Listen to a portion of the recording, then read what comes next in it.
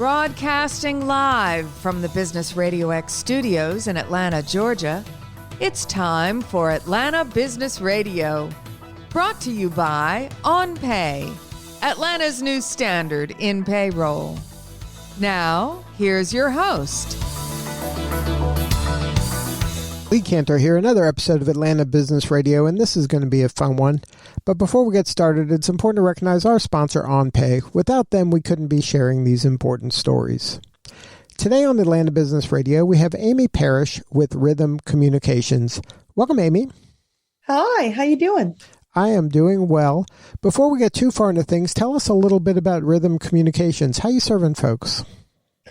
So Rhythm Communications is a marketing firm that specializes in public relations, media relations, but we deliver fully integrated campaigns that range from not only the media relations component, but social media, which has become a crucial part of marketing today, as well as the print materials and event production. So we are pretty busy these days. There's a lot going on in Atlanta, and although we work across the country, probably 50% of our business is within the Southeast. Now, can you share a little bit about maybe the evolution of marketing into this more integrated approach that folks are taking? At one point, there were just dedicated firms just in PR, or just in advertising, or just in event. And now it seems like there's a blurring of the lines, especially when you toss in social media that kind of binds it all together. Yes, I think that's true. In general, media relations is still a key component of the work that we do and that clients are seeking, because using the media as your validation arm for any message that you want to convey still has a lot of power in the marketplace. However, individuals on social media channels and going direct to consumers from the brand have become a way to create the trust that you need.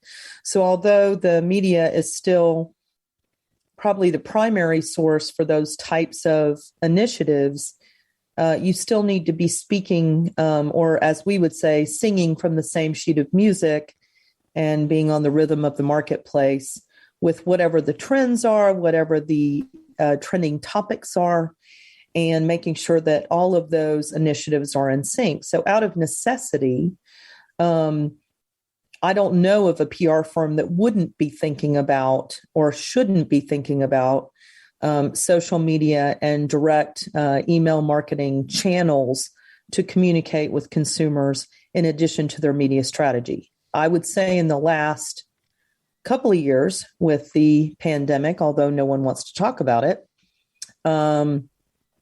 it made that even more necessary because the trust in the media seemed to change. I don't necessarily agree with that because I am a big proponent of the media, but it did in fact change. So being consistent in the marketplace, conveying the messages that you want to convey while the media is validating that message in that position is the most significant way to achieve your goal in marketing, in my opinion. So it's critical to have all of these elements working hand in hand rather than just kind of this kind of pop gun approach of just, oh, let's do this for a little bit. Oh, I heard TikTok's a good one. Let's go do something over there. Or, hey, LinkedIn marketing seems hot. Let's spend some money there. You think that it's better to kind of coordinate everything and to have everything kind of working harmoniously. That's correct. And consistency is key. Now, the way in which you might communicate that message or the words that you might use, depending on the typical audience of that channel of communications, certainly that would change. So, for instance, if you're using TikTok to communicate a story and you're using LinkedIn, as you can imagine, the messaging and the positioning might sound a little different, but at the core, the attributes of the brand are the same. So as an example, we represent a very successful TikTok artist named Young Homie, YVNG Homie. And he is a good, clean-cut guy that is very successful on TikTok. And he's, I believe, 19 years old. When we talk about Young Homie on sort of the channels that might be TikTok or on YouTube, as you can imagine, the messaging might be a little more youthful. Not that we don't all use those channels, but the language is different. When we talk about him on LinkedIn, the positioning is the same of him as a professional, but we're talking more about the fact that other brands can hire him instead of focusing on the fact that he released a new dance move, or that he's currently doing an around the world dance similar to the moonwalk with Michael Jackson back in the day. So just a very different approach, but the same core message has to be conveyed. So now, do you serve a specific niche, or you're kind of industry agnostic and you can help with strategy no matter what the client is or who they're trying to reach? We're industry agnostic. We're solution focused. So the solutions that we provide typically are led by media relations with other necessary support mechanisms in marketing to get that message conveyed. As far as the industry experience, we happen to have, by the very nature of being located in Georgia, we happen to have an emphasis in specific markets. That includes entertainment, just because there's a lot of it here. And so by the very nature of being a firm around for a long time, we certainly have the right goods, if you will, to deliver on an entertainment project, whether that's film or sports. We represent sports celebrities. We represent film studios, et cetera. We also have a specialty in medical and health-related brands and technologies. And that's partially because of my background. I came originally through the background of an old company called Atom Software that spawned probably 30 plus CEOs that are out in the marketplace today. But back in the day, we were a small, little, scrappy software company led by two people I really admire, Greg Swain and Bob Kramer, who are kind of known in the industry for healthcare technology solutions and investments today. So I would say healthcare, I would say entertainment, and frankly, we do a lot of work in larger nonprofits.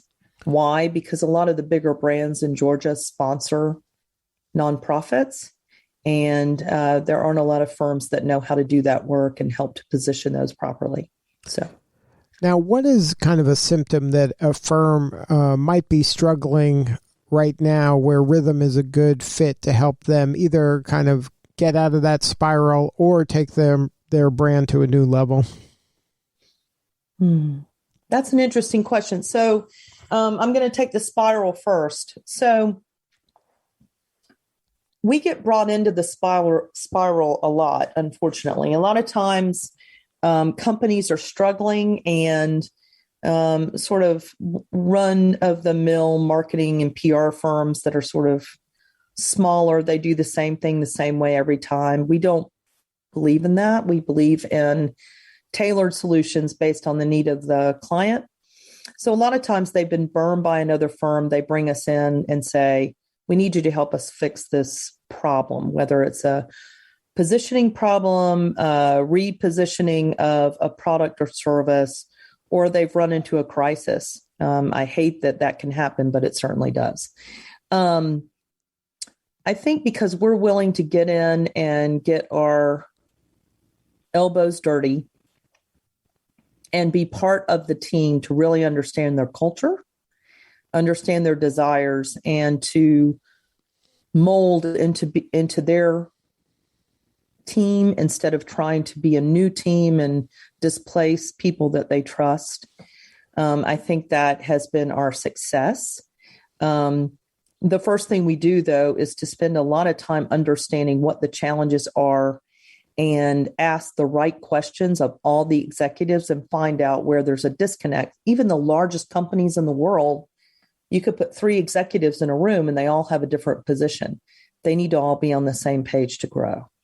So I think our core of making sure that we're all on the same page, we're singing off the same sheet of music, the campaigns fall out from that. So we get brought in sometimes just to do a one-day session to help them all get on the same page. And then they use their internal marketing people. We're open to that. But crisis work is one of our specialties. And there aren't a lot of firms in Atlanta that are comfortable with that work. And that's because we are former journalists, most of us. On the positive side of a company that wants to grow, I think a lot of times you start your growth and you plateau because you don't have that new or interesting thing to say. Sometimes it just takes having an outside party versus your internal marketing people to help you identify that aha moment that says, hey, let's either find the news that you're forgetting exists because you're living it day to day, or let's help to create your own news so that there's something interesting to say.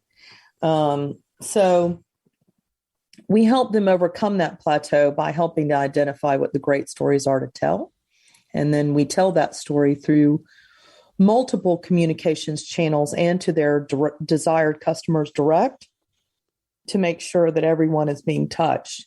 Once that happens, if in fact you have a solid product or service to offer, that momentum begins. And then you have to be consistent.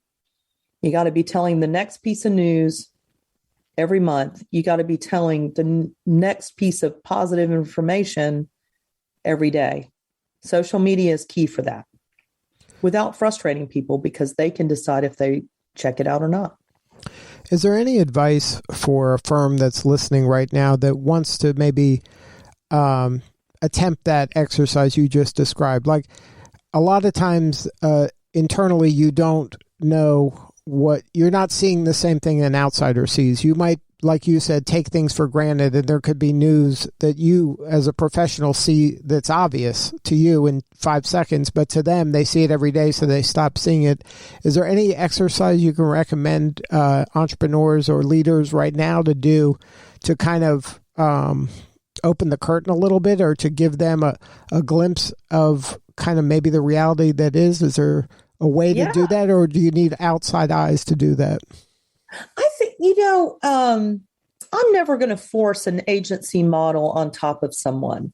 Do I think it's valuable? I do. But you could always go a different route. I mean, if you weren't in a financial position to hire an outside consulting group like us, you could bring in a couple of different targeted customers that you have not been able to resonate with, and build their trust and say, hey, I'm not going to sell you anything. I want to find out why you're not buying. And then you go in and you share with them your who, what, where, when, why, and how of your business. Those are the basics. If you can't do that, who, what, where, when, why, and how, if you can't present that, then you can't get to the next level of telling them the new news, the exciting news you want to share. So I would start there, make sure that you have that refined. Once you do, I would then pull in some major stakeholders. Maybe it's members of your board. Maybe it's some of your investors. So those outside parties don't have to be Rhythm Communications. I'd love for it to be, but I'm realistic that not everyone's going to do that. But you have to listen to your market. And a good way to do that is to pull those stakeholders who want you to be successful, who may be a little distant from the day-to-day. I will give you an example of something that just happened. We were talking to one of our clients yesterday, and while we're talking, we were going through what the news stories were, and they're like, well, really the big news is coming in June. We've got all these trade shows coming up. We can talk then. And I asked a simple question that may seem obvious. I said, do you have any new technology updates coming up, new features and functionality? He goes, yeah, we've got one coming up this week. And I laughed and I said, maybe we should be talking about that. So sometimes it's just the obvious question that everyone forgot to ask because they've been working on that update for months, right? So I think it's good. I think board members want to share their knowledge. Board members are typically those people with gray hair, with great ideas that have been in the trenches. Use them. If they don't have time to hop on a call, send them a survey. Now, you mentioned part of your service is events. How important are events in today's world where, especially as we're coming out of a pandemic, people are hungry for those kind of meaningful interactions with other people? It's interesting you would ask that question. I would say that people coming out of the pandemic are either hungry or hesitant to interact. And so you still see a lot of that hesitancy. So every event that we're producing right now has an in-person and a virtual component. And I actually think that maybe for the foreseeable future in our industry, that's going to be a requirement. So I would bring that up. I would also say that those who have come out of the pandemic, although they are hungry to be in public, they are overwhelmed and understaffed. So having that virtual component is also important so that if they aren't able to attend in person on their own time, they can play catch up, if you will, and learn from that experience in some other way at a lower cost. Having said that, the events that we have produced, and we've had, ironically, a physical event every 2 weeks, probably since December. And so the companies are hungry to get face-to-face with their customers. The virtual component, I think, is going to be required.